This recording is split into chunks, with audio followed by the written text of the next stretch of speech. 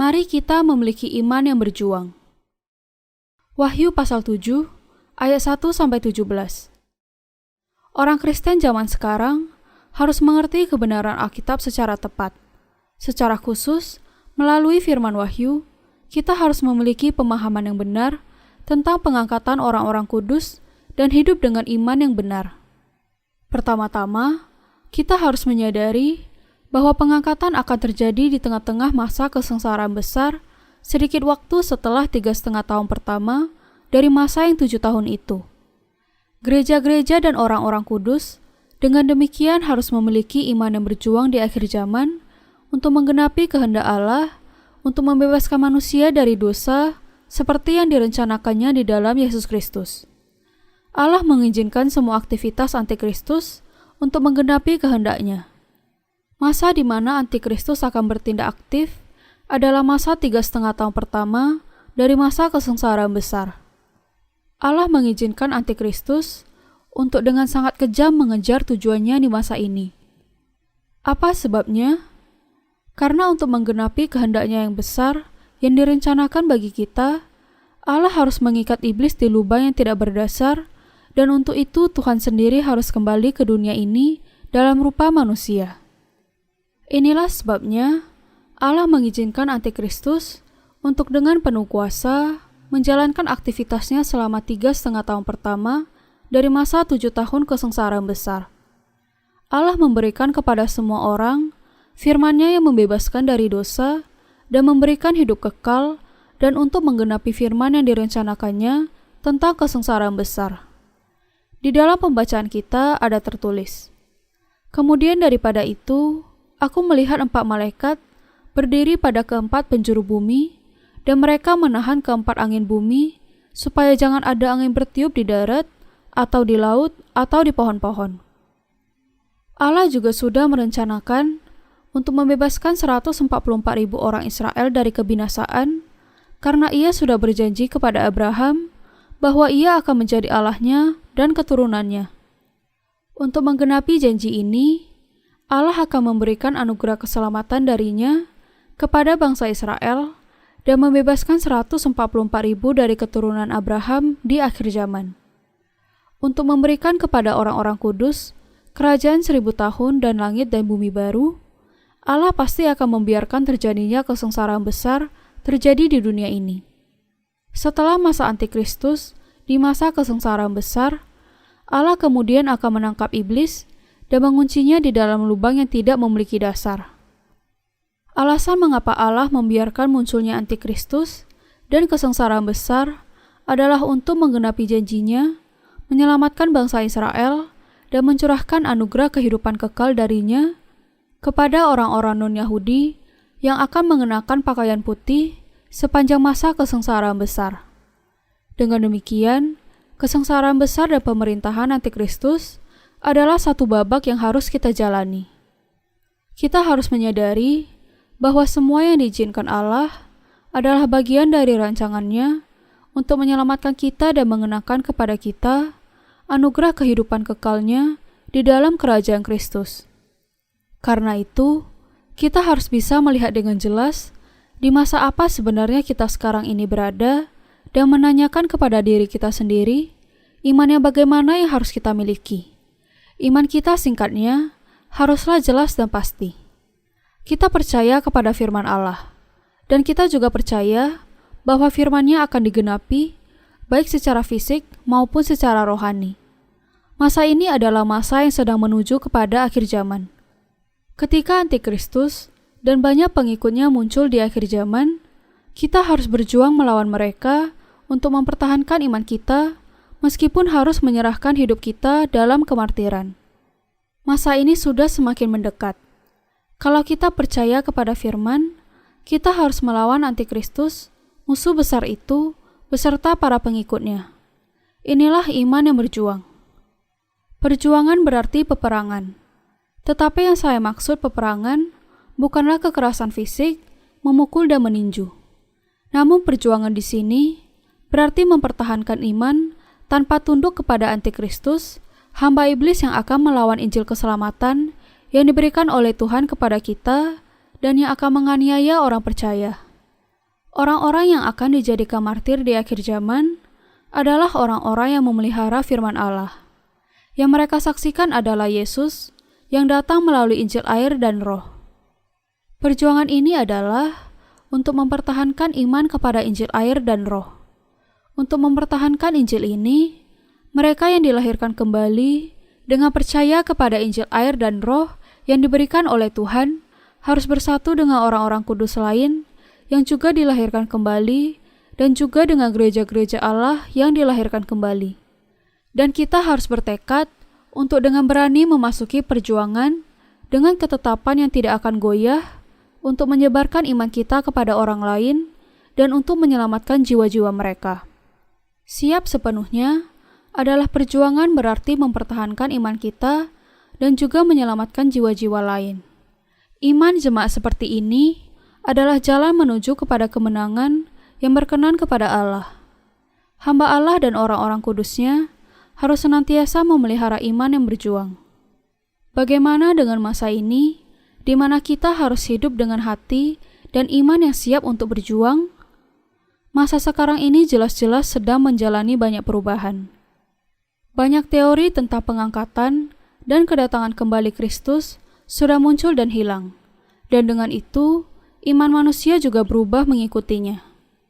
Sebelum teori yang baru tentang pengangkatan mulai diangkat pada awal tahun 1800-an, semua orang percaya dan memberitakan doktrin pengangkatan post-tribulasi yang mengatakan bahwa kedatangan Kristus akan terjadi sesudah orang-orang kudusnya menjalani seluruh masa kesesaran besar, dan bahwa pengangkatan serta kebangkitan mereka akan terjadi pada saat kedatangan Kristus ini. Tetapi teori pengangkatan pretribulasi yang sedikit demi sedikit mendapat pengikut pada awal tahun 1800-an menggantikan teori pengangkatan post-tribulasi. Teori pengangkatan pretribulasi mengatakan bahwa orang-orang yang percaya kepada Yesus akan diangkat ke angkasa sebelum dimulainya masa 7 tahun kesengsaraan besar. Meskipun teori ini pada awalnya ditolak oleh banyak orang, tetapi sekarang ini hampir semua orang percaya kepada doktrin pengangkatan pretribulasi dengan beberapa kecualian saja. Tetapi teori pengangkatan pretribulasi tidak hanya sesuai dengan firman Allah sama sekali, tetapi juga bahkan menjadikan firman Allah dan rancangannya menjadi tidak bermakna. Namun di dalam pikiran banyak orang yang tidak memahami Alkitab, teori pengangkatan pretribulasi ini sudah sangat tertanam dengan kuat. Para rasul di zaman dahulu membagi masa Allah menjadi dua. Yang pertama adalah masa keselamatan oleh iman di dalam Yesus Kristus, dan yang kedua adalah masa kesengsaraan besar yang terjadi setelah berlalunya masa pertama. Para ahli zaman ini mengatakan bahwa ketika mereka memahami bahwa masa yang pertama adalah masa keselamatan oleh iman dari Yesus, masa yang kedua yaitu masa kesengsaraan besar, masa kedatangan Kristus, dan pengangkatan orang-orang kudus terlalu sulit untuk dipahami. Kebanyakan orang Kristen yang percaya kepada teori pengangkatan pretribulasi karena ketidakmengertian mereka tidak bisa tidak memiliki iman yang salah.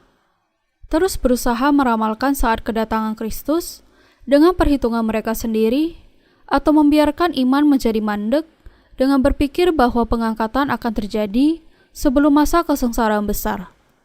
Semua ini adalah akibat percaya kepada teori pengangkatan pretribulasi ini.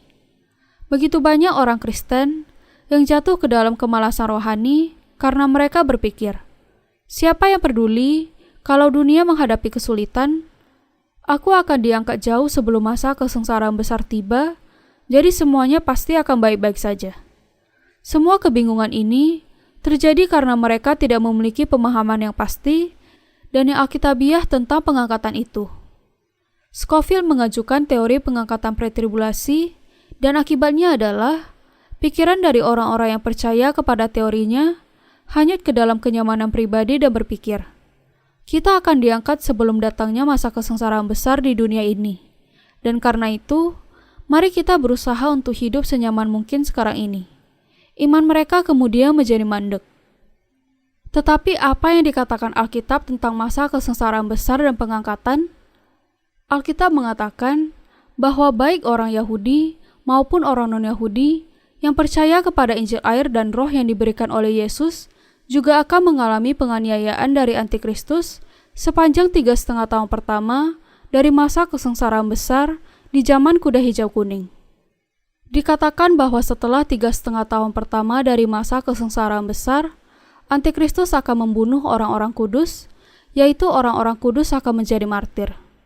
Dikatakan juga bahwa semua orang-orang kudus, baik yang sudah menjadi martir maupun yang belum, akan dibangkitkan di dalam tubuh kemuliaan, dan ketika kebangkitan itu, mereka akan diangkat ke angkasa pada saat pengangkatan. Ketika orang-orang kudus diangkat di tengah masa kesengsaraan besar, dunia akan berakhir dengan dicurahkannya malapetaka ketujuh cawan. Tuhan kemudian akan datang ke dunia ini untuk menghakimi iblis, Antikristus, dan para pengikutnya. Wahyu pasal 13 mengatakan bahwa mereka yang namanya tidak tertulis di dalam kitab kehidupan akan tunduk kepada Antikristus dan berhala-halanya. Hanya mereka yang namanya tertulis di dalam kitab kehidupan, dengan kata lain, yang tidak akan tunduk kepada Antikristus dan para pengikutnya. Orang-orang yang namanya tidak tercantum di dalam kitab kehidupan dengan menolak untuk percaya kepada Injil air dan roh di dalam hati mereka, kemudian akan menyembah dan menyerah kepada iblis dan berhala-halanya.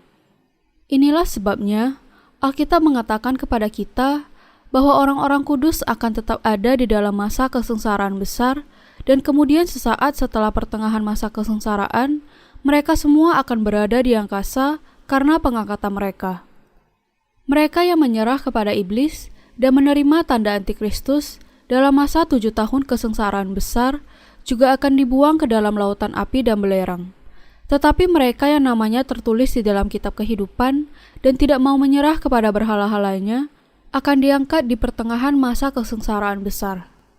Pengangkatan yang sebenarnya akan terjadi sesaat setelah pertengahan masa 7 tahun kesengsaraan besar. Catatan Alkitab yang terperinci yang menyebutkan mengenai masa pengangkatan akan dibahas di dalam buku volume kedua yang akan terbit kemudian.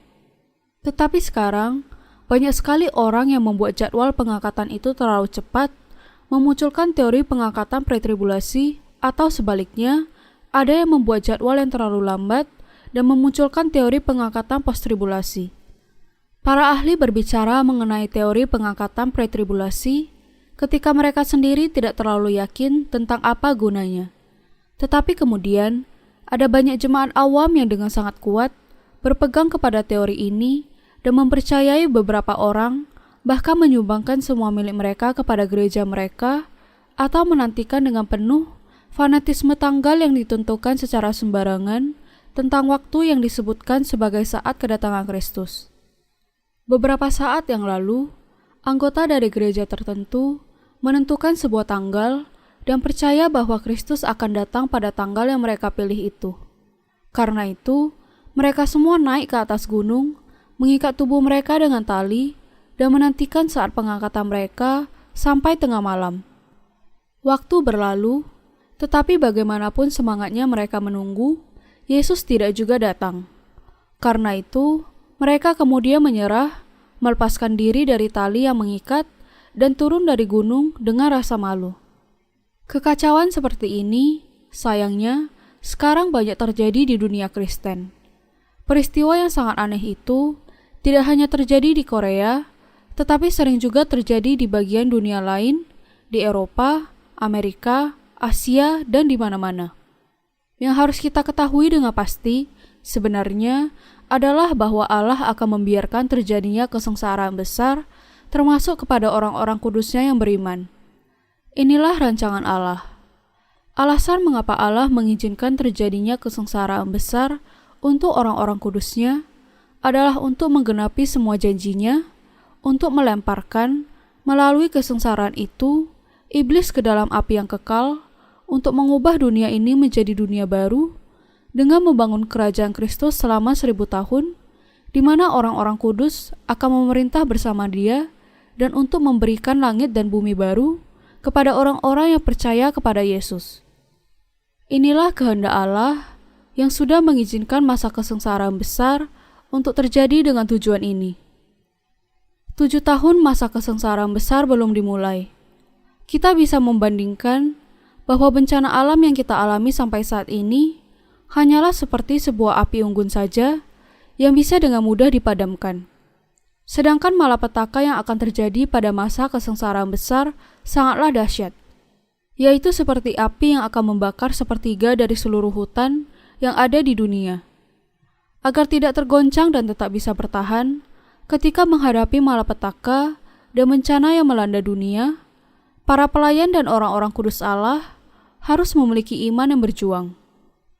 Karena kita akan tetap ada di dunia ini selama pertengahan masa kesengsaraan besar, kita harus hidup di zaman akhir itu dengan jenis iman yang tidak akan pernah menyerah kepada antikristus dan para pengikutnya.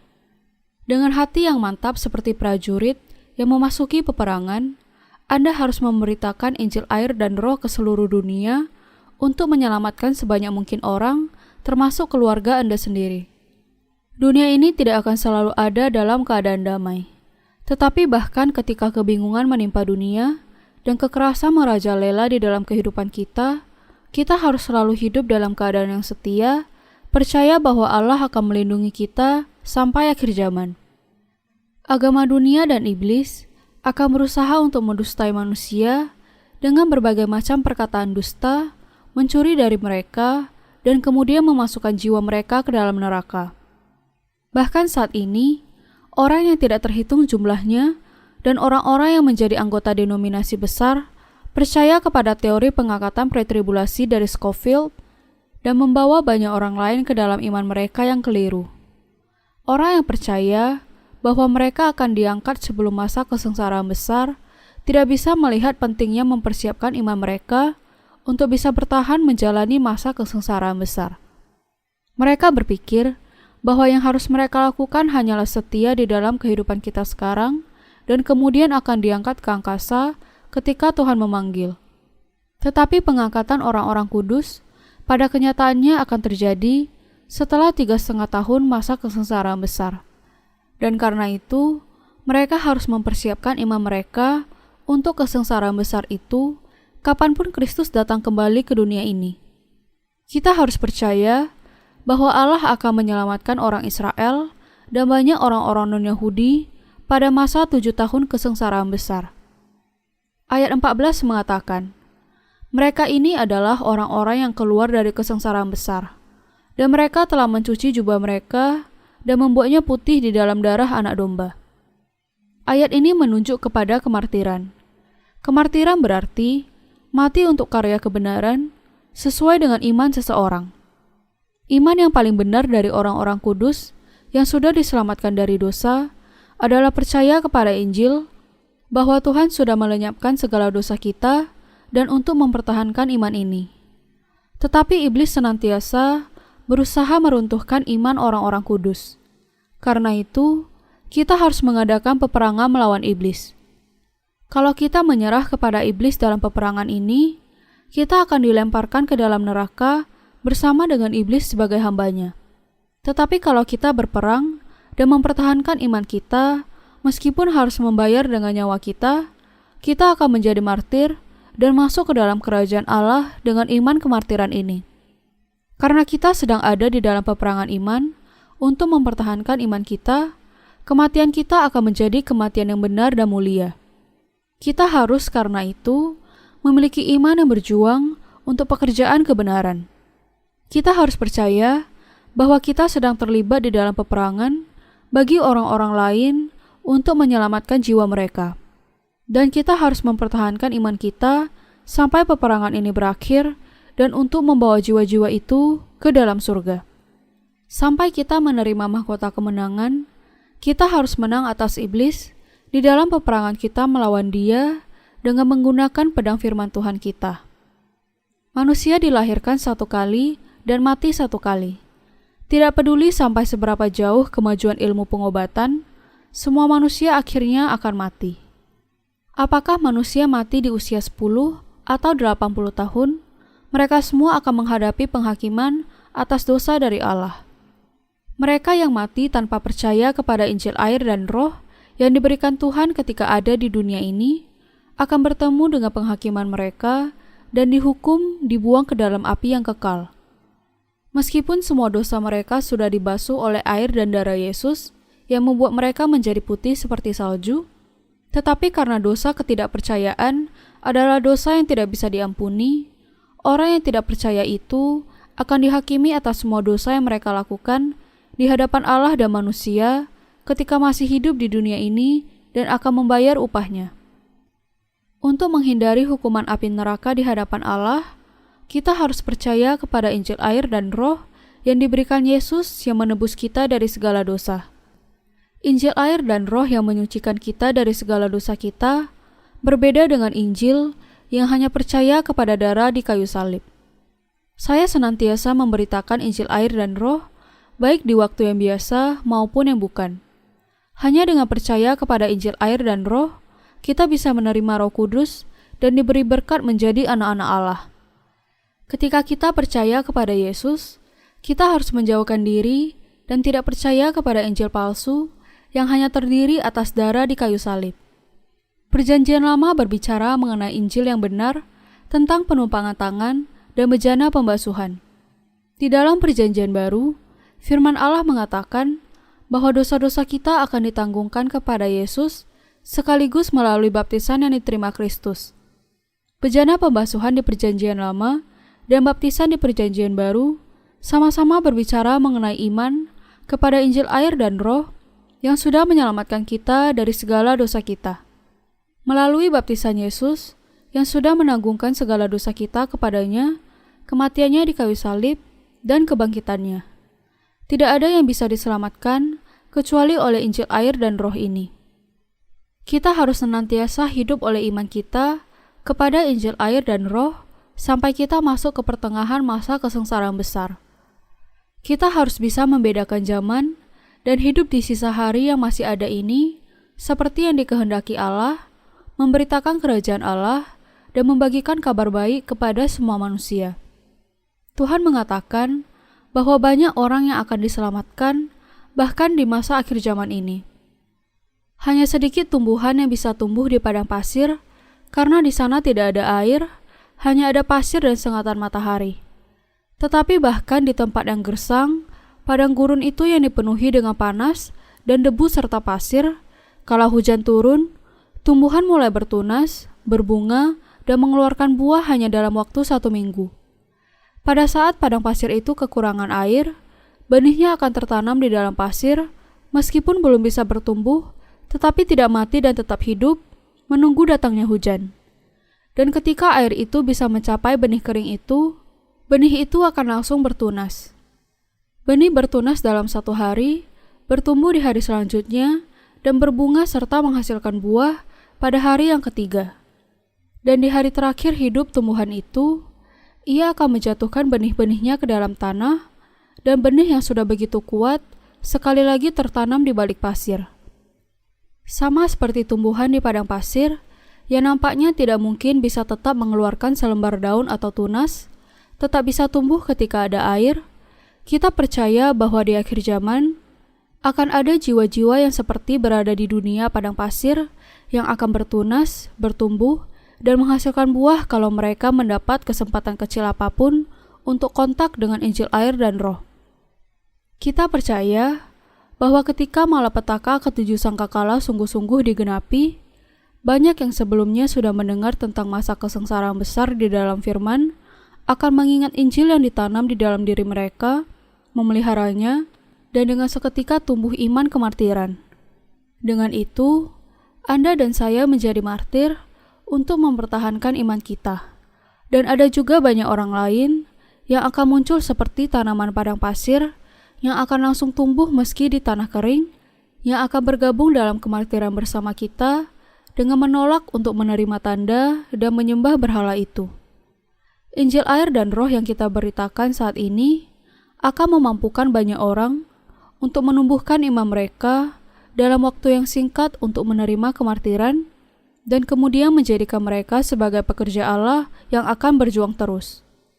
Sejak anak-anak sampai orang tua, kita semua adalah prajurit di dalam bala tentara Tuhan. Selalu persiapkan hati Anda untuk peperangan, jangan tertipu oleh tipu daya apapun sebagai umat Kristus. Untuk kita yang menang dalam peperangan, Allah akan memberikan kepada kita mahkota kemenangan dan pahala yang tidak terkatakan. Karena itu, kita harus menjalani kehidupan kita dengan melayani karya kebenaran Allah, dengan iman yang melawan iblis, semua tipu dayanya, dan semua kejahatan di dunia ini. Allah akan memberikan kepada kita iman yang berani pada masa kesengsaraan. Ketika masa kuda hijau kuning dimulai, Allah akan memberikan kepada kita tanda-tandanya. Ayat 1 mengatakan, "Kemudian daripada itu, aku melihat 4 malaikat berdiri pada keempat penjuru bumi, dan mereka menahan keempat angin bumi, supaya jangan ada angin bertiup di darat, atau di laut, atau di pohon-pohon." Angin di sini menunjuk kepada kesengsaraan yang akan dimunculkan oleh Allah. Wahyu pasal 7 ayat 1-8 mengatakan bahwa untuk menyelamatkan bangsa Israel, Allah akan mematahkan mereka dan kemudian menahan angin itu untuk sementara. Tetapi ketika saatnya tiba, yaitu ketika masa kuda hitam, masa kelaparan di antara 7 masa Allah berlalu. Allah akan membuka masa kuda hijau kuning. Keempat angin di dunia kemudian akan dimunculkan yang membawa kesengsaraan ke dalam dunia. Ketika saatnya untuk membuka permulaan masa kuda hijau kuning, angin kesengsaraan yang mengerikan akan mulai bertiup dan banyak di antara orang Israel akan dibunuh dan banyak orang-orang non-Yahudi termasuk kita juga akan dibunuh. Ketika masa kuda hijau kuning tiba, masa kesengsaraan juga akan dimulai. Karena saat ini adalah masa kuda hitam, angin kelaparan sedang bertiup di seluruh dunia. Ketika masa ini berakhir, masa kuda hijau kuning akan dimulai, membangkitkan angin kesengsaraan. Angin kesengsaraan menandakan awal dari keseluruhan 7 tahun masa kesengsaraan besar. Ketika Allah menurunkan kesengsaraan besar ke dunia ini untuk pertama kalinya sejak Ia menciptakan alam semesta dan awal dari sejarah manusia, yaitu ketika angin kesengsaraan bertiup dengan dibukanya masa kuda hijau kuning, semuanya akan berakhir, dan segala sesuatu juga akan diperbaharui dan dimulai kembali. Kita harus menyadari bahwa ketika masa kuda hijau kuning datang, masa kesengsaraan juga mulai terbuka. Ketika para pemimpin dunia mulai bersatu, salah satu politikus akan mengambil kekuasaan yang mutlak, dan mereka yang tidak taat kepada pemerintahannya dan kepemimpinannya akan dilempar ke dalam kesengsaraan dan kematian. Manusia akan melihat betapa sulitnya hidup di masa kuda hijau kuning ketika mereka mulai menghadapi berbagai kesulitan yang sangat berat karena adanya bencana alam yang terjadi dari malapetaka ketujuh sangkakala. Tetapi selain kesulitan itu, situasi politik pada masa itu juga sangat mengancam. Tetapi bahkan dalam situasi yang seperti ini, Allah akan terus bekerja di antara manusia dengan membawa orang dalam jumlah yang tidak terhitung banyaknya dari orang-orang bukan Yahudi ke dalam keselamatan. Ketika angin kesengsaraan berhembus di masa kuda hijau kuning, pengharapan hanya bisa ditemukan di satu tempat saja. Seperti yang dikatakan firman, keselamatan dari Allah yang duduk di tahta dan dari Anak Domba. Pengharapan ini ditemukan hanya di dalam Allah Bapa dan Yesus Kristus. Ketika angin kesengsaraan yang mengerikan mulai muncul, Antikristus akan bangkit di dunia ini, menyatukan bukan hanya keadaan politik, tetapi juga sosial di dunia ini, dari ekonomi sampai kepada budaya, sampai kepada agama, dalam sebutan integrasi global. Kesengsaraan ini muncul dalam bentuk berbagai macam penganiayaan. Inilah angin yang akan muncul. Dan semua ini akan terjadi secara sangat tiba-tiba. Angin integrasi ekonomi sedang bertiup di seluruh dunia zaman ini. Ada gerakan yang kuat ke arah perdagangan bebas, menghapuskan tembok tarif di antara negara-negara, anggota berbagai macam organisasi perdagangan.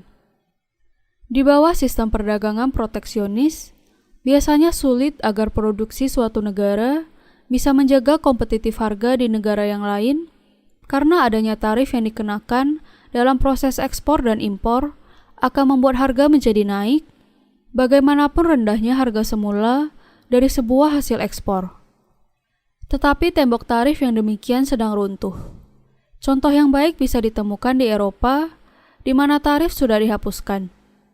Di antara anggota Uni Eropa, contohnya, tidak ada lagi tarif. Ini adalah awal dari sebuah integrasi yang benar, yang menandakan adanya kesatuan politik dan budaya yang meningkat.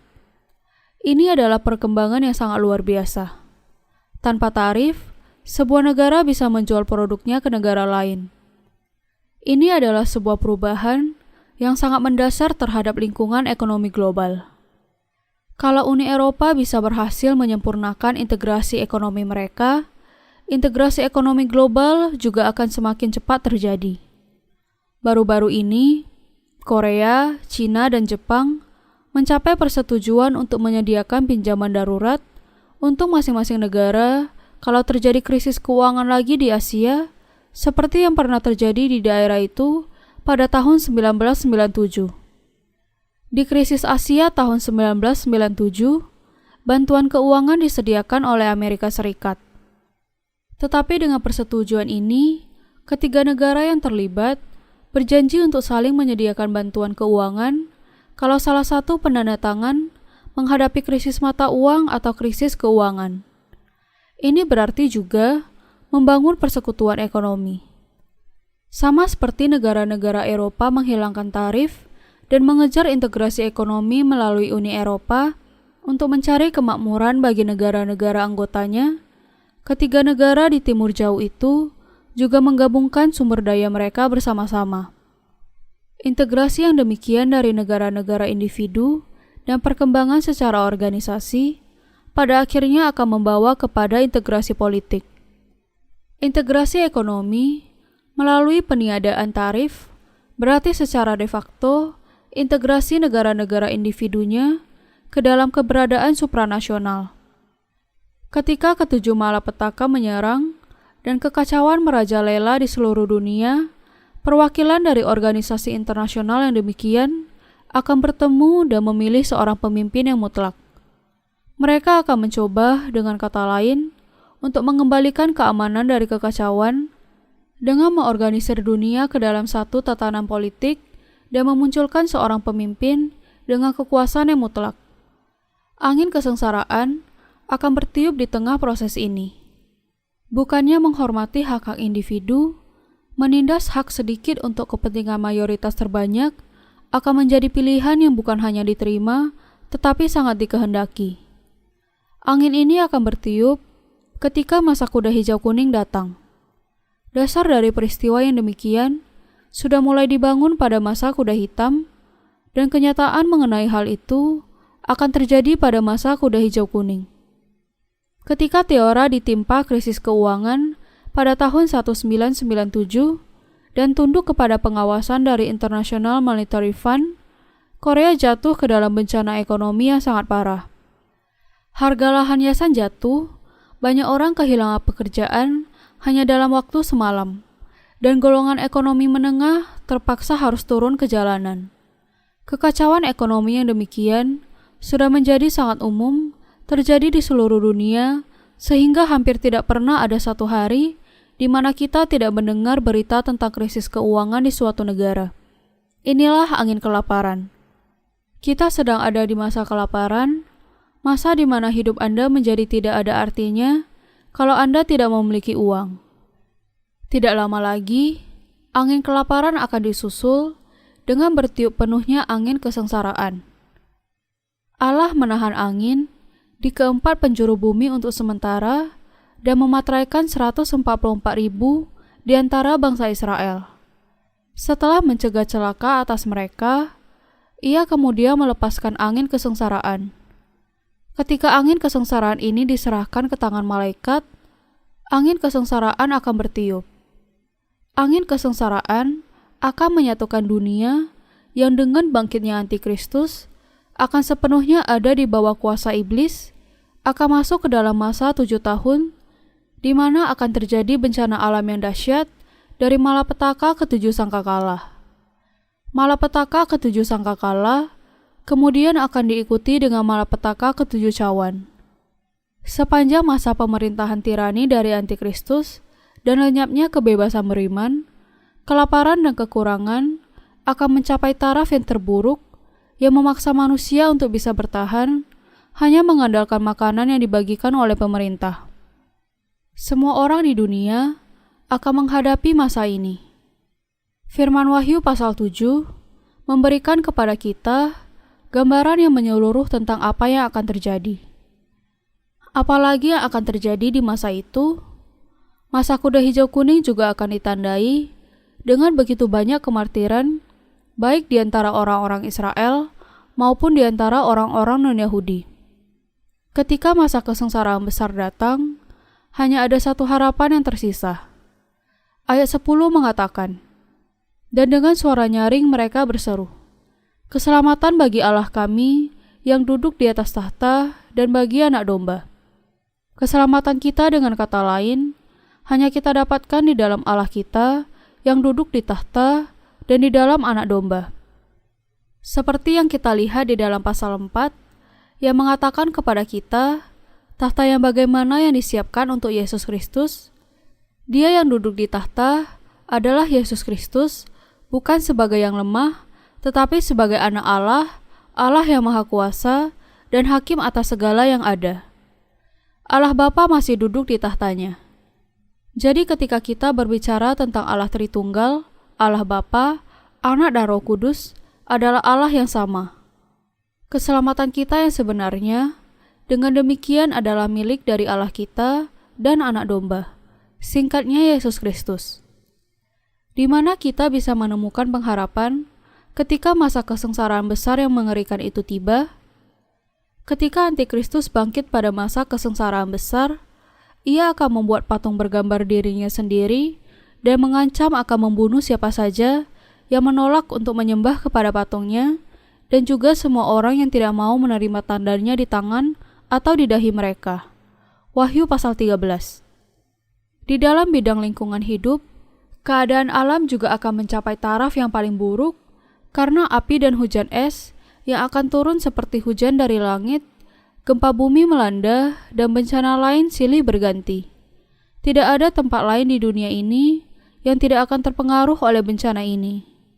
Dalam keadaan lingkungan yang sangat buruk ini, di mana bumi terbelah karena gempa, matahari, bulan dan bintang tidak bersinar, dan langit serta sungai mematikan karena bencana itu, keadaan politik di saat itu juga akan mencapai taraf yang terburuk. Antikristus akan memerintah dengan pemerintahan yang paling tirani yang pernah terjadi karena ia menerima kuasa yang mutlak dan menundukkan semua pemimpin dunia yang lain ke bawah kekuasaannya. Apakah sebabnya Antikristus muncul? Karena iblis akan secara singkat memberikan kuasanya kepada Antikristus untuk menggenapi keinginan terakhirnya, yaitu untuk memuaskan kehendaknya untuk dipanggil sebagai Tuhan oleh orang-orang dan diangkat melebihi Tuhan yang sebenarnya. Tetapi iblis sendiri tahu bahwa keinginannya itu tidak akan pernah terpenuhi. Tetapi untuk terakhir kalinya, ia masih mencoba untuk dimuliakan oleh manusia, membunuh mereka yang tidak mau mentaatinya. Itulah nasib yang terburuk yang akan diterima oleh orang-orang kudus. Pada saat itu, orang-orang kudus tidak akan memiliki pilihan lain kecuali mati, karena hanya Dia yang bisa mereka percayai, dan mereka menempatkan pengharapan hanya kepada Allah keselamatan kita, Yesus Kristus Allah kita, yang sudah menyelamatkan kita melalui Injil air dan Roh. Kita hanya bisa bersandar kepada Allah ini, dan hanya dengan percaya kepadanya, kita bisa dilepaskan dari kematian di tengah-tengah malapetaka dan kesengsaraan yang mengerikan ini. Di zaman ini, pengharapan kita hanyalah kepada Allah kita yang duduk di tahta dan kepada Anak Domba. Dengan percaya kepada Allah, orang-orang kudus akan dijadikan martir, dan dengan iman mereka kepadanya, mereka akan dibebaskan dari malapetaka dan kematian yang mengerikan. Wahyu pasal 7 kemudian memberikan kepada kita rangkaian peristiwa yang akan terjadi sepanjang 7 tahun masa kesengsaraan besar. Mari kita teruskan dengan melihat peristiwa yang dibawa oleh angin kesengsaraan. Ayat 9-10 mengatakan, "Kemudian daripada itu aku melihat, sesungguhnya suatu kumpulan besar orang banyak yang tidak dapat terhitung banyaknya dari segala bangsa dan suku dan kaum dan bahasa berdiri di hadapan tahta dan di hadapan Anak Domba, memakai jubah putih dan memegang daun-daun palem di tangan mereka. Dan dengan suara nyaring mereka berseru, 'Keselamatan bagi Allah kami yang duduk di atas tahta dan bagi Anak Domba.' Ketika ditanya, siapakah orang banyak yang tidak terhitung banyaknya dari segala suku dan bahasa yang mengenakan jubah putih dan memuji Tuhan itu, salah satu dari 24 tua-tua itu menjawab, 'Mereka ini adalah orang-orang yang keluar dari kesusahan besar, dan mereka telah mencuci jubah mereka dan membuatnya putih di dalam darah Anak Domba.'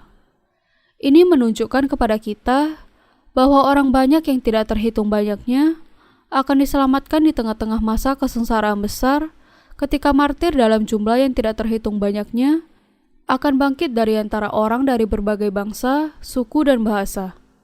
Di sana dengan kata lain, akan ada begitu banyak manusia yang percaya kepada Allah sebagai juru selamat dari segala kesengsaraan dan malapetaka pada masa itu. Itu berarti, dengan kata lain, bahwa keselamatan hanya ditemukan di dalam Allah Tritunggal.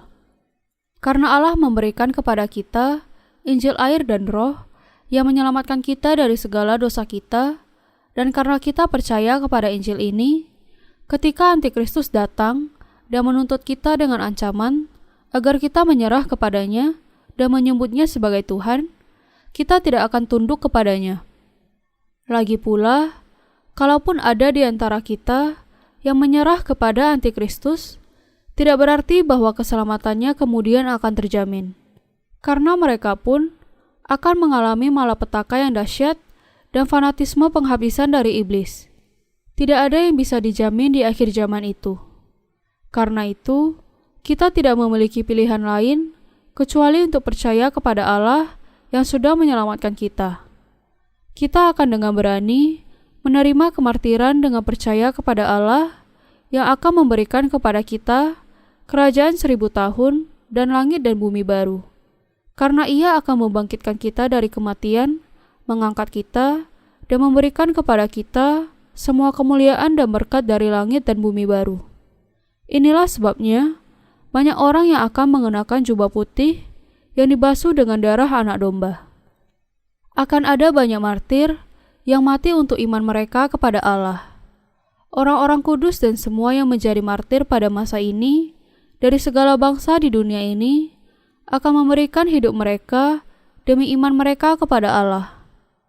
Mereka yang percaya kepada Injil air dan Roh yang kita beritakan sekarang akan menerima kemartiran mereka dengan percaya kepada Allah, dan Ia akan membebaskan mereka dari kengerian kesengsaraan dan malapetaka masa itu. Hanya Allah yang bisa membebaskan kita dari malapetaka yang sangat menakutkan itu. Saya mengatakan kepada Anda semua peristiwa penting yang akan terjadi sepanjang 7 tahun masa kesengsaraan besar. Ketika angin kesengsaraan berhembus di dunia ini, tidak akan ada lagi pengharapan yang tersisa di dunia ini. Dunia yang kita kenal saat ini tidak akan ada lagi. Dengan langit dan bumi lenyap seperti lembaran kertas yang digulung. Kemudian Allah akan menciptakan dunia yang baru di bumi ini, lalu para martir iman akan memerintah selama 1000 tahun, dan ketika masa 1000 tahun berlalu, Ia akan memindahkan mereka ke dalam kerajaan kekalnya. Hanya Allah saja yang bisa membebaskan kita dari segala dosa kita, yang sudah menyelamatkan kita dari kematian dan penderitaan di dalam masa kesengsaraan besar, dan yang bisa memberikan kepada kita pengharapan. Ketika masa kemartiran tiba, Anda dan saya dan juga manusia dari seluruh penjuru dunia yang mendengar dan percaya kepada Injil ini akan dengan berani menjalani kemartiran karena percaya kepada Allah yang sudah menyelamatkan kita dari segala dosa kita. Kita akan menerima kemartiran kita dengan iman yang berani dan dengan pengharapan. Dia yang akan membebaskan kita dari malapetaka dan kesengsaraan yang mengerikan ini adalah Allah yang duduk di atas tahta. Dengan demikian, kita tidak bisa menjadi martir tanpa percaya bahwa Allah yang sudah menyelamatkan kita dari segala dosa adalah juga Allah yang akan membebaskan kita dari malapetaka yang mengerikan itu. Martir pada masa ini adalah orang-orang yang namanya tertulis di dalam kitab kehidupan anak domba. Tetapi tidak ada seorang pun yang namanya tidak tertulis di dalam kitab kehidupan itu yang akan bisa menjadi martir. Injil ini tanpa kecuali akan diwartakan ke seluruh dunia, dan semua manusia di seluruh dunia pasti akan mendengar dan mengenalnya. Karena kita tidak berhenti memberitakan Injil ini sekarang, Injil air dan roh sedang disaksikan ke seluruh dunia. Ada banyak jiwa di dunia ini yang ketika masa kesengsaraan besar tiba, akan menempatkan pengharapan mereka hanya kepada anak domba, percaya sepenuhnya kepada Allah, meski menghadapi resiko kehilangan nyawanya, dan bisa menerima kemartiran mereka. Dan Injil air dan roh yang membuat nama orang-orang yang percaya dituliskan namanya di dalam kitab kehidupan akan terus diwartakan. Mereka yang percaya kepada Injil air dan roh akan dijadikan martir di akhir zaman. Wahyu pasal 13 ayat 8 mengatakan, "Dan semua orang yang diam di atas bumi akan menyembahnya, yaitu setiap orang yang namanya tidak tertulis sejak dunia dijadikan di dalam kitab kehidupan dari anak domba yang telah disembelih." Adalah suatu kebenaran yang mutlak bahwa semua manusia yang namanya tidak tertulis di dalam kitab kehidupan akan menyerah kepada binatang itu tanpa kecuali. Hanya Yesus Kristus dan Allah Bapa yang bisa membebaskan kita dari kesengsaraan besar di akhir zaman. Roh Kudus sekarang berdiam di dalam hati kita. Saya percaya bahwa kita diselamatkan oleh Allah, dan bahkan meskipun kita harus mati bagi Dia, Allah akan membangkitkan kita kembali dari kematian, mengangkat kita ke angkasa dengan pengangkatan, memperbaharui segala sesuatu yang ada di bumi ini, dan mengizinkan kita untuk hidup di dalam kerajaan 1000 tahun miliknya. Masa kuda hijau kuning yang diakibatkan oleh angin kesengsaraan itu sedang sangat cepat menuju kepada kita. Masa kuda hitam sedang berlangsung dengan sangat cepat. Ketika masa itu sudah sampai kepada akhirnya, masa kuda hijau kuning akan dimulai. Sejak saat itu, segala dosa akan masuk ke dalam masa 7 tahun kesengsaraan besar. Berlangsung selama tidak kurang dan tidak lebih dari 7 tahun, masa kesengsaraan besar ini pasti akan terjadi karena hal itu adalah rencana Allah. Mari kita bayangkan sejenak, seandainya masa kesengsaraan besar memang sudah dimulai. Pepohonan dan rerumputan di seluruh dunia terbakar, langit penuh dengan asap, matahari tertutup oleh kabut asap yang tebal, yang membuat dunia menjadi gelap gulita, bahkan pada waktu siang hari. Manusia mati berjatuhan di mana-mana, dan kita bahkan bisa mendengar suara orang yang mengejar kita. Siapa yang bisa kita percayai? Apakah Anda akan percaya kepada Allah yang sudah menyelamatkan kita dari segala dosa kita dan yang sudah berjanji akan menjadikan kita yang adalah martir yang tidak pernah menyerah kepada antikristus akan hidup kembali, akan datang kembali ke dunia ini untuk membangkitkan dan mengangkat kita dan untuk membawa kita ke langit dan bumi baru? Atau apakah Anda justru tidak akan percaya kepadanya? Tentu saja kita akan percaya kepada Allah. Allah saja satu-satunya pengharapan kita. Ketaatan kita kepada antikristus atau persandaran kita kepada diri kita sendiri tidak akan bisa menyelamatkan kita. Juga bersembunyi di dalam gua dan bahkan meskipun meninggalkan dunia ini untuk tinggal di stasiun ruang angkasa, tidak ada sesuatu pun yang bisa membebaskan kita kecuali Allah. Ketika komet menjatuhi planet itu, semua pecahannya akan jatuh ke bumi, menghancurkan planet ini secara menyeluruh. Semua yang diciptakan Allah dalam kali pertama akan dihancurkan. Pengharapan yang sesungguhnya kemudian akan mulai muncul di dalam hati kita. Siapa yang bisa kita harapkan dalam keadaan yang sangat mengerikan seperti itu? Allah adalah satu-satunya, Dia yang bisa kita pandang untuk mencari pertolongan dan tidak ada yang lain kecuali Allah yang sudah menyelamatkan kita. Karena kita sudah diselamatkan dengan percaya kepada firman Injil air dan Roh, kita mengucap syukur dan terima kasih kepada Allah atas keselamatan ini. Tetapi ketika masa kesengsaraan besar datang, kita akan mengucap syukur dan memuji Allah dengan segala yang kita miliki, karena Ia juga membebaskan kita dari malapetaka dan kematian yang mengerikan.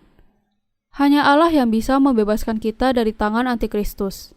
Tidak ada yang lain kecuali Allah. Karena kita menempatkan iman dan pengharapan kita kepada Allah ini, dan karena kita percaya dan berharap bahwa Allah akan membangkitkan kita dan mengizinkan kita untuk hidup di dalam kerajaan 1000 tahun dan langit dan bumi baru dalam kebahagiaan yang kekal, kita bisa menahan dan menang atas semua kesengsaraan yang akan datang. Akan tiba waktunya di mana antikristus akan menyeret kita ke depan patungnya dan menuntut, "Sujudlah kepada patung ini dan sebut aku sebagai Tuhan." Yesus bukan Tuhan, akulah Tuhan, dan aku yang bisa menyelamatkan kamu. Ketika antikristus kemudian menuntut kita untuk menyembah Dia, mungkin kita merasa takut. Tetapi tidak ada satupun di antara kita yang sudah dilahirkan kembali yang akan bersujud di depan patungnya. Mengapa? Karena setelah memaksa kita menerima tandanya, antikristus akan menjadikan kita sebagai budaknya, memakai kita untuk membunuh orang lain, dan kemudian pada akhirnya akan membunuh kita juga. Waktunya akan datang ketika antikristus akan berdiri dan menyatakan dirinya sebagai Tuhan. Tidak terlalu lama kemudian, antikristus akan membangun sebuah patung besar dirinya dan menuntut agar semua orang di seluruh dunia menyebutnya sebagai Tuhan dan membentuk paduan suara untuk menyanyikan pujian kepadanya. Kalau ada perdamaian pada masa itu dan keadaan lingkungan begitu sehat dan indah, mungkin ada yang berpikir bahwa dunia yang baru sudah diciptakan. Tetapi dengan hutan yang terbakar, matahari lenyap, dan bumi berada di dalam kegelapan, manusia akan berseru sampai mereka mati. Dan sampah serta mayat yang setengah terbakar akan berserakan di jalan. Tidak akan ada di antara kita yang akan bisa taat kepada perintah antikristus untuk bersujud di hadapan patungnya dan menyebut Dia sebagai Tuhan. Semua orang percaya yang dilahirkan kembali akan tahu pada saat ini bahwa Ia adalah antikristus yang dinubuatkan oleh firman Allah. Roh Kudus juga mengajarkan kepada kita. Ia memberikan kepada kita hati yang tidak pernah menyerah. Ia memberikan kepada kita hati yang berani, hati yang bisa berkata, "Bunuh aku dulu kalau terpaksa. Tetapi kalau aku mati, Tuhan akan membalas kematianku kepadamu, dan Ia pasti akan membangkitkan aku." Kita percaya bahwa sama seperti Tuhan bangkit dari kematian pada hari yang ketiga, kita juga akan dibangkitkan dan hidup kembali. Dan Tuhan pasti akan mengangkat kita. Orang benar tidak akan pernah menyerah kepada antikristus. Orang yang mendengar firman janji ini, bahwa Allah akan menghancurkan dunia yang pertama dan membangun kerajaan 1000 tahun menggantikannya untuk membuat orang-orang benar memerintah selama 1000 tahun dan dilahirkan kembali dengan percaya kepada hal itu, tidak akan pernah menyerah kepada antikristus. Karena ketika Roh Kudus berdiam di dalam dirinya, mereka akan mengetahui segala sesuatu. Tetapi mereka yang tidak memiliki Roh Kudus akan mempertahankan nyawanya dan menyerah kepada iblis, karena takut bahwa mereka akan kehilangan nyawanya kalau mereka menolak untuk mengikuti arus yang kuat dari apa yang sepintas nampak seperti sebuah dunia baru. Ketika semua orang menjadi takut akan kematian dan diperbudak olehnya, hanya orang-orang yang bebas dari rasa takut kepada kematian ini yang akan dengan berani menerima kemartiran mereka dalam tindakan yang secerah sinar matahari. Orang yang dilahirkan kembali bisa demikian karena mereka memiliki pengharapan bahwa mereka akan dibangkitkan ke dalam tubuh yang baru. Inilah sebabnya mereka yang didiami oleh Roh Kudus tidak hanya tidak takut kepada kematian, tetapi mereka akan sungguh-sungguh melawan antikristus dan menjatuhkannya dengan perkataan yang sangat berani yang berasal dari Roh Kudus. Mereka bisa saja takut saat ini, tetapi mereka yang dimateraikan oleh Roh Kudus dengan percaya kepada Injil air dan Roh akan melalui Roh Kudus mengatakan perkataan-perkataan yang tidak akan pernah bisa dijawab oleh musuh-musuh mereka. Kita percaya kepada firman Allah ini. Antikristus akan murka ketika orang-orang kudus mengatakan kepadanya, "Beraninya engkau menyebut dirimu sebagai Allah. Engkau sudah terusir dari surga, dan tidak lama lagi engkau juga akan terusir dari dunia ini. Hari-harimu sudah terhitung sejak sekarang ini." Bukan hanya sedikit, tetapi orang yang jumlahnya tidak terhitung dari segala bangsa akan bangkit dan melawan Antikristus. Antikristus kemudian akan membunuh mereka semua. Pada saat ini, orang-orang kudus tidak akan pernah merasa gentar meskipun mereka harus dibunuh. Seperti firman Allah, bahwa keselamatan dari Allah yang duduk di takhta dan dari Anak Domba. Kita kemudian akan mati dengan pengharapan dan keyakinan yang besar bahwa iman kita mengalir dari Roh Kudus. Seperti yang disaksikan oleh Kisah Para Rasul, ketika Stefanus dirajam dengan batu sampai mati, ia memandang ke langit dan melihat penglihatan akan takhta Allah, dan Yesus duduk di sebelah kanannya, serta menunggu akan menerimanya. Bahkan ketika hampir mati, Stefanus berdoa untuk pengampunan bagi mereka yang merajam dia, sama seperti Yesus meminta pengampunan bagi orang-orang yang menyalibkan dia. Sama seperti Stefanus, orang-orang kudus yang menjadi martir di akhir zaman, karena penuh dengan Roh Kudus, tidak akan goyah tetapi akan terus berani. Meskipun saat ini mereka kelihatan penakut dan iman mereka lemah, semua orang yang mendengar firman ini sekarang akan memiliki iman yang berani ketika saat itu tiba. Jangan takut, tidak ada yang perlu ditakuti, karena semuanya itu, dari bangkitnya Antikristus sampai kepada angin kesengsaraan, hanya akan terjadi atas izin dari Allah dan di dalam rancangannya, seperti yang dituliskan di dalam Wahyu pasal 6. Kemartiran tidak terjadi karena ketakutan daging kita sendiri. Kemartiran hanya bisa terjadi dengan kuasa Roh Kudus dan iman kita kepada kebenaran. Kita bisa menjadi martir, dengan kata lain, dengan percaya kepada Allah, kepada firman perjanjiannya, dan kepada kenyataan bahwa Allah yang Maha Kuasa adalah Allah kita. Anda harus menyadari sekarang bahwa kemartiran yang diizinkan Allah terjadi di dalam kehidupan kita pada masa 7 tahun dari rencananya adalah bagian dari pemeliharaan Allah.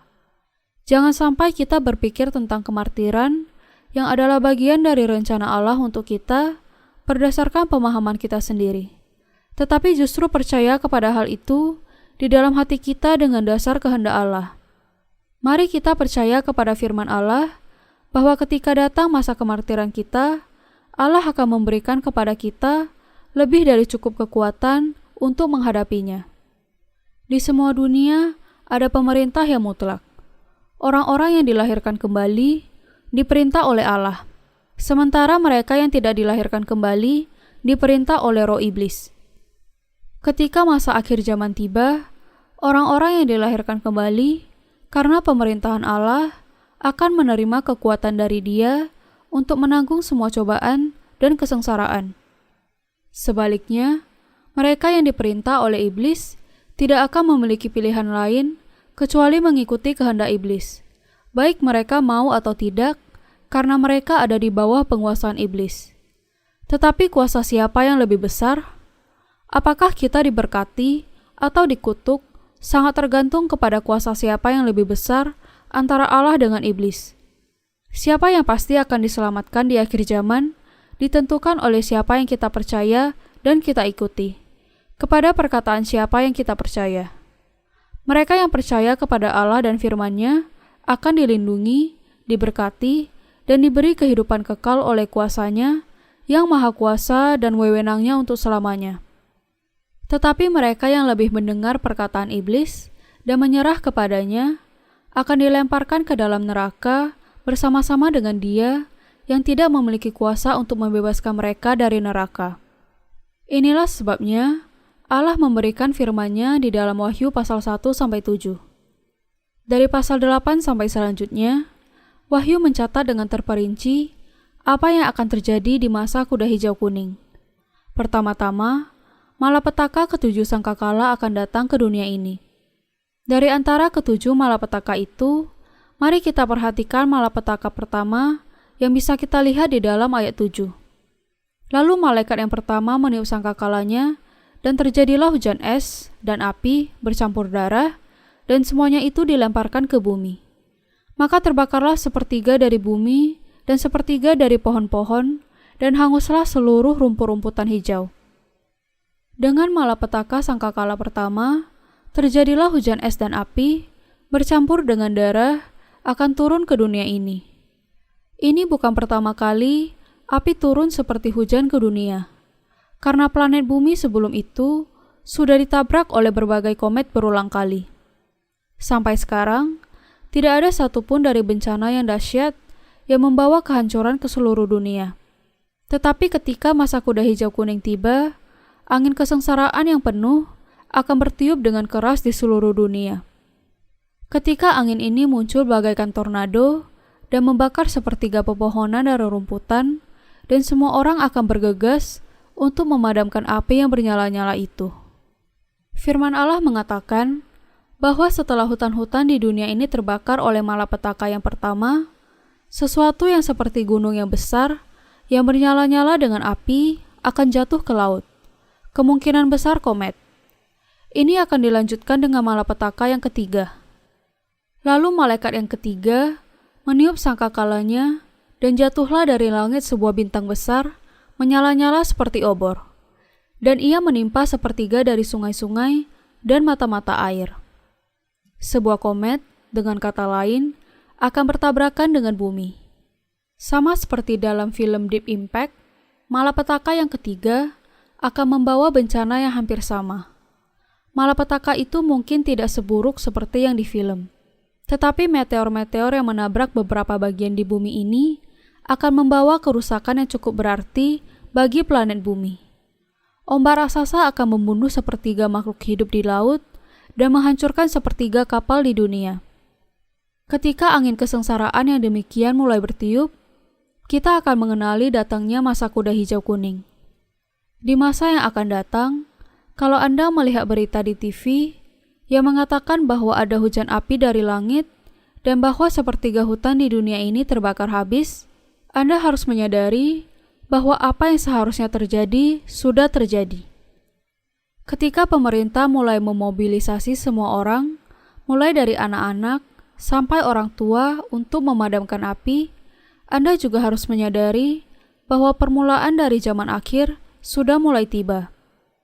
Bagi kita yang sekarang percaya kepada Injil air dan Roh, pengharapan keselamatan yang akan membebaskan kita dari bencana yang sangat mengerikan hanya bisa kita temukan di dalam diri yang maha tinggi. Ketika antikristus membunuh kita, kita akan menjadi martir karena memang tidak ada sesuatu pun di dunia ini yang sebanding dengan dia. Tetapi kita tetap saja akan menjadi martir dengan sukacita yang besar. Allah yang Maha Kuasa akan membangkitkan kita yang menerima kemartiran di tengah kesengsaraan besar yang sangat mengerikan ini di dalam iman, dan Tuhan akan menjadi gembala kita yang akan menuntun kita ke mata air kehidupan. Setelah membangun kerajaan Allah, di mana kita tidak akan pernah lagi menderita karena api, atau karena kehausan, atau sakit karena sengatan matahari, Allah akan membawa kita ke sana. Firman mengatakan bahwa Allah akan berdiam bersama dengan kita di dalam kerajaan ini, menghibur kita, menghapuskan air mata kita, dan mengizinkan kita untuk hidup di dalam kemuliaannya sampai selamanya, sehingga kita tidak akan pernah menderita lagi. Berdiri teguh di dalam firman perjanjiannya. Ketika saya bertekun di dalam Alkitab, hati saya semakin dipenuhi oleh Roh Kudus dengan pengharapan, dan saya menyadari bahwa Allah saja yang bisa membebaskan kita dari malapetaka yang mengerikan itu. Datanglah Tuhan Yesus. Saya percaya kepada Tuhan kita. Saya percaya bahwa Ia akan membebaskan saya dari kesengsaraan yang mengerikan itu, sama seperti Ia sudah menyelamatkan saya dari segala dosa saya. Saya percaya bahwa Ia akan membebaskan orang-orang kudus yang lain juga. Saya percaya bahwa keselamatan saya bahkan sebelum datangnya zaman akhir berasal dari Allah yang duduk di tahta dan bagi anak domba, dan saya percaya bahwa keselamatan Anda juga ada di dalam Allah. Dunia akan segera dipenuhi dengan malapetaka dan bencana ketika masa kesengsaraan besar datang. Tetapi bagaimanapun sulitnya keadaan dunia ini, saya percaya bahwa Allah kita akan membebaskan kita dari kesengsaraan dan malapetaka dari masa itu dan penganiayaan dari musuh kita, karena Allah sudah menyelamatkan kita dari segala dosa, memberikan kepada kita hak untuk menjadi anak-anaknya, dan menjadikan kita sedemikian. Orang yang tidak dilahirkan kembali lebih buruk dari keadaan kita. Betapa menderitanya kalau tidak memiliki Allah yang bisa dipercaya sepenuhnya ketika segala sesuatu terbakar dan kekacauan merajalela. Beberapa orang tidak diragukan lagi akan berpegang kuat kepada agamanya, baik itu Buddha ataupun Islam. Tetapi mereka tetap tidak akan bisa menemukan pengharapan. Hanya keputusasaan dan rasa frustasi yang akan mereka hadapi. Akan ada banyak yang pada akhirnya akan menghadapi keputusasaan yang demikian. Kita juga akan mengalami kekacauan dan kesulitan yang sama dengan orang-orang itu. Tetapi hati kita berbeda dengan hati mereka. Kita yang mempersiapkan iman kita sekarang berbeda dengan orang lain. Karena Allah sudah membuat kita tidak memiliki dosa melalui Injil air dan Roh. Yohanes pasal 1 ayat 12 mengatakan, "Tetapi semua orang yang menerimanya diberinya kuasa supaya menjadi anak-anak Allah, yaitu mereka yang percaya dalam namanya."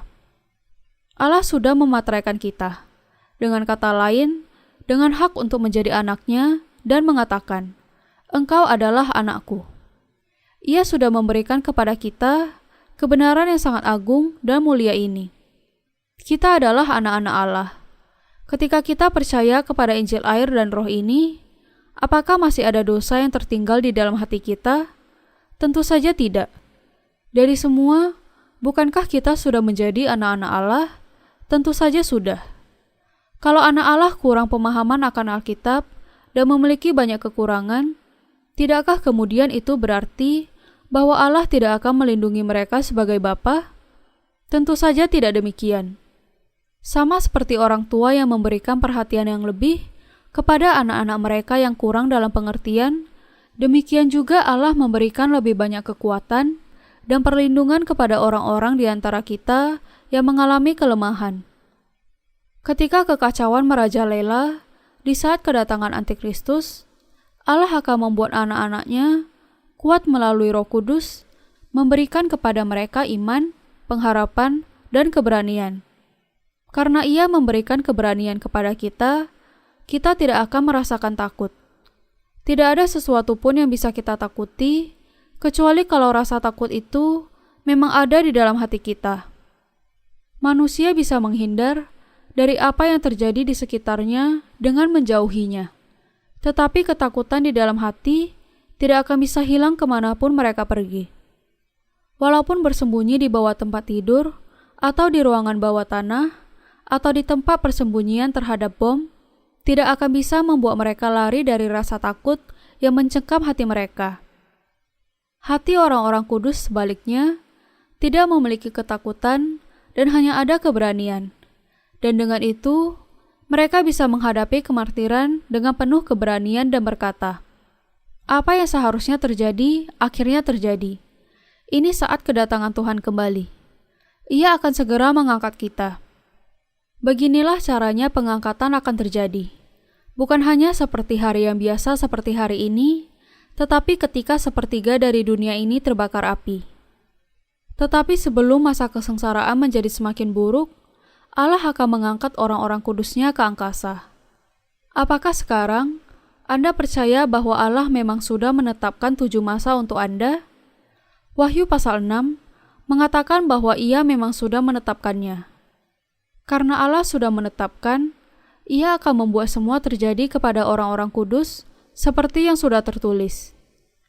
Dengan itu, mereka yang sudah disucikan dari dosa mereka akan sangat diberkati.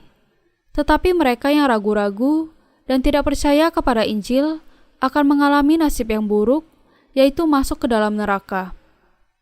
Allah mengatakan bahwa malapetaka yang sangat mengerikan akan terjadi di dunia ini di masa yang akan datang. Dan setelah malapetaka itu berakhir, mereka yang tidak dilahirkan kembali akan dilemparkan ke dalam lautan api dan belerang. Inilah sebabnya Allah memberikan kepada kita dunia yang damai saat ini, dan sebabnya Ia mempercayakan Injilnya kepada kita di masa yang damai ini. Allah datang ke dunia ini sekitar 2000 tahun yang lalu dalam rupa manusia. Demi kita, Ia menerima baptisan untuk menanggung ke atas dirinya segala dosa kita dan mati di kayu salib, membebaskan kita dari segala dosa dunia. Sebagai juru selamat kita, Ia menyelamatkan kita. Ia memberikan kepada kita berkat-berkat yang memungkinkan kita untuk diselamatkan dengan percaya kepada Allah dan keselamatannya. Inilah anugerah Allah. Inilah Injil yang sudah membebaskan kita dari segala dosa kita dan penghukuman Allah, dengan mengutus Anak Tunggal Allah bagi kita, menanggungkan segala dosa kita kepadanya, dan menghukum Anaknya menggantikan kita. Dengan percaya kepada hal itu sekarang, kita akan mengenakan anugerah Allah dan menerima kehidupan kekal darinya. Karena kita percaya kepada hal ini, dan karena kita sudah menjadi anak Allah, Ia akan memanggil kita dan melindungi kita ketika kesengsaraan di zaman akhir akan menjadi sangat buruk. Saat ini, anak-anak Allah dan anak-anak iblis akan sangat jelas berbeda satu dengan lainnya. Perbedaan yang sangat nyata itu akan bisa kelihatan dengan jelas. Hal ini akan dikembangkan nanti dan didiskusikan dalam kesempatan yang lain. Yang harus Anda ingat sekarang ini adalah bahwa ketika masa kesengsaraan besar datang kepada kita dan kita menjadi martir, kita akan dibangkitkan dan diangkat ke hadapan Allah. Tidak peduli apakah seseorang percaya atau tidak, hal itu tetap akan terjadi. Karena Allah mengatakan bahwa Ia akan memunculkan angin dan dengan itu membiarkan semuanya terjadi. Ayat 1 mengatakan, "Kemudian daripada itu, aku melihat 4 malaikat berdiri pada keempat penjuru bumi, dan mereka menahan keempat angin bumi, supaya jangan ada angin bertiup di darat, atau di laut, atau di pohon-pohon." Allah menahan semua angin itu supaya tidak bertiup sekarang ini. Atau dengan penjelasan lain, ini berarti bahwa ketika Allah mengizinkan, maka angin itu akan bertiup dari keempat penjuru bumi. Ketika diizinkan oleh Allah, malaikat Allah akan melepaskan angin itu dan mengakibatkan dimulainya masa kuda hijau kuning.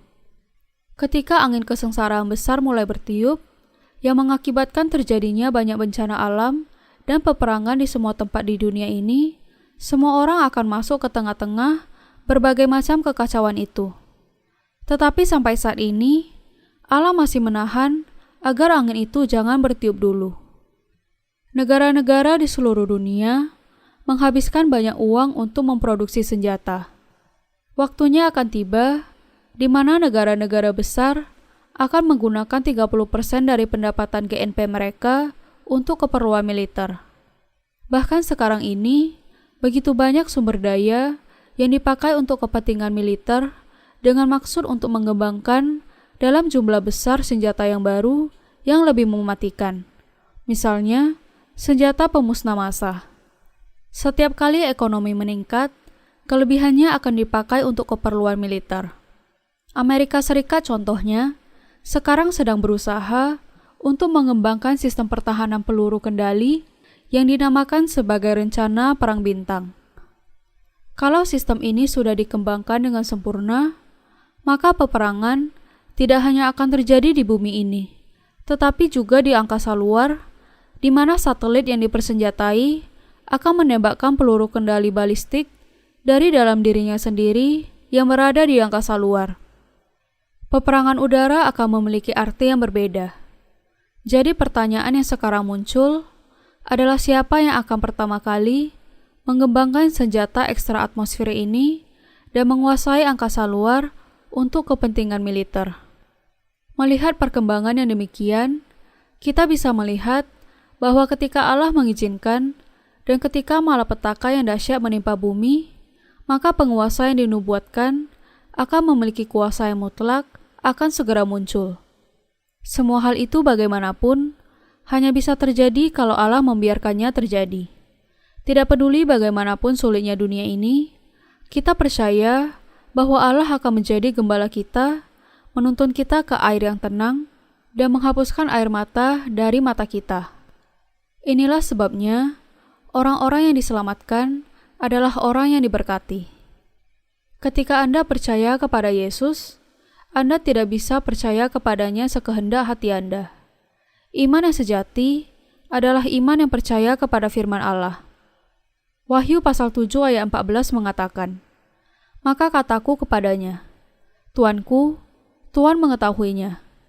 Lalu ia berkata kepadaku, "Mereka ini adalah orang-orang yang keluar dari kesusahan yang besar, dan mereka telah mencuci jubah mereka dan membuatnya putih di dalam darah anak domba." Yang dimaksud dengan mencuci jubah mereka dan membuatnya putih di dalam darah anak domba adalah bahwa mereka menjadi martir untuk iman mereka kepada Tuhan. Hati-hati dalam menafsirkan ayat ini. Ini tidak menyebutkan mengenai diselamatkan hanya dengan percaya kepada darah di kayu salib. Namun yang harus Anda sadari adalah bahwa mereka yang hatinya tidak didiami oleh Roh Kudus bukanlah anak Allah, dan bahwa mereka yang tidak percaya kepada Injil air dan Roh adalah orang yang sama sekali tidak percaya kepada Injil. Hanya mereka yang percaya kepada Injil air dan Roh yang akan bisa menerima kemartiran mereka, menang atas kesengsaraan besar, dan dengan itu memberikan kemuliaan yang besar kepada Tuhan. Karena kita percaya kepada Allah, ketika masa kesulitan dan penderitaan datang, kita tidak akan kehilangan iman kita dan tidak akan menyerah terhadap iblis. Tetapi dengan berani akan menerima kemartiran dengan kekuatan yang diterima dari Allah. Kita kemudian akan dibangkitkan kembali oleh Tuhan dan dilindungi oleh-Nya. Anak domba itu akan menjadi gembala kita dan menghapuskan semua air mata dari mata kita, dan kita tidak akan pernah lagi merasa kelaparan ataupun haus, ataupun tersengat oleh panas, ataupun menderita karena apapun juga. Mengapa? Karena Allah akan menghilangkan penderitaan untuk selamanya, karena kita sudah menjalani masa kesengsaraan besar itu. Inilah dunia yang sangat indah dari Allah yang kita kenal sebagai surga. Karena tempat itu sangat indah, manusia menyebutnya Firdaus atau surga sebagai kata untuk menunjukkan semua yang baik. Firdaus adalah tempat di mana ada sukacita yang tidak pernah berakhir. Dalam agama Buddha, Firdaus adalah tempat bagi orang-orang yang sudah menjadi dewa, yaitu seorang Buddha. Tetapi sungguhkah ada orang yang bisa menjadi Buddha? Ada orang yang bisa menjadi dewa? Tentu saja tidak. Siddhartha sendiri pernah mengatakan sesaat sebelum ia meninggal dunia, "Jadilah dewa. Hanya dengan menjadi dewa, engkau bisa lepas dari semua kengerian dunia." Tetapi sangat mustahil bahwa ada orang yang bisa lepas dari dosa dan mengalahkan kengerian kematiannya sendiri. Siddhartha sendiri gagal untuk lepas, dan begitu juga dengan orang-orang lain. Seperti yang dikatakan di dalam firman Allah, "Dan keselamatan tidak ada di dalam siapapun juga selain di dalam Dia. Sebab di bawah kolong langit ini tidak ada nama lain yang diberikan kepada manusia yang olehnya kita dapat diselamatkan." Kisah Para Rasul pasal 4 ayat 12. Keselamatan kita hanya diberikan oleh Yesus Kristus yang menciptakan alam semesta dan kita juga. Kebenaran ini, bahwa Yesus Kristus adalah juru selamat yang juga akan membebaskan kita dari malapetaka yang sangat mengerikan, adalah yang Allah ajarkan kepada kita melalui Roh Kudus. Surga adalah tempat yang paling indah. Apakah Anda ingin hidup berbahagia selamanya di dalam kehormatan dan kemuliaan? Apakah Anda mau disebut sebagai orang yang berharga yang hidup di dalam kebahagiaan yang kekal? Apakah Anda ingin hidup dalam kesempurnaan dan kelimpahan dan tidak kekurangan apa-apa? Tempat yang disediakan oleh Allah untuk kita adalah tempat yang demikian. Itulah surga. Di sini tidak ada kekurangan dan tidak akan pernah bisa ditemukan adanya keperluan. Anda tidak akan pernah sakit lagi, tidak sakit oleh panas, dan tidak akan mencurahkan air mata lagi. Ketika Yesus disalibkan, Ia mengatakan kepada pencuri yang juga disalibkan di sisinya, "Hari ini engkau akan bersama dengan aku di Firdaus." Firdaus sebenarnya berarti taman kesukaan. Itu adalah tempat di mana seseorang akan bisa menikmati semua sukacita dan kebahagiaan. Yang membuat kita berbahagia dan bersukacita di dunia ini akan berlimpah ruah di sana, di tempat di mana Allah memanggil kita ke sana. Percaya kepada hal itu dan jadikan surga ini, Firdaus ini, kerajaan Allah ini sebagai milik Anda. Kerajaan Allah adalah sempurna dan baik, dan tidak ada ketidaksempurnaan dari semua kerajaan di dunia ini bisa ditemukan di sana. Karena Allah itu Maha Kuasa, Ia memberikan kepada kita kerajaannya. Karena Tuhan kita adalah Allah Maha Kuasa, Ia akan membebaskan umat-Nya dan membuat mereka tidak akan pernah lagi mencurahkan air mata ataupun menderita karena penyebab apapun. Ia akan memimpin kita ke mata air kehidupan. Ia akan membimbing kita kepada kehidupan di tengah kehidupan kekal, kebahagiaan, dan sukacita yang kekal. Semua hal itu bisa terjadi, saya percaya, karena kuasa-Nya yang memang maha kuasa. Kalau Allah yang menyelamatkan kita itu lemah, maka kita juga lemah. Tetapi Allah yang sudah membebaskan kita memiliki kuasa yang maha kuasa yang mutlak. Ia sudah menjadikan kita tidak berdosa dengan kuasa-Nya yang mutlak, dan dengan demikian kita bisa disebut sebagai orang-orang kudus-Nya. Tidak masalah dengan kehidupan yang bagaimana yang kita miliki di dunia ini. Karena kita adalah anak Allah dan memiliki kuasa sebagai raja di atas segala raja, maka meskipun sekarang ini kehidupan kita lebih buruk daripada orang-orang yang belum dilahirkan kembali, pada masa kuda hijau kuning datang dan Tuhan kembali ke dunia ini, Ia pasti akan memanggil kita dan mengizinkan kita hidup di dalam Firdaus-Nya. Kita tidak akan kekurangan apapun dan memerintah dengan kuasa yang mutlak, di mana bahkan para malaikat akan melayani kita.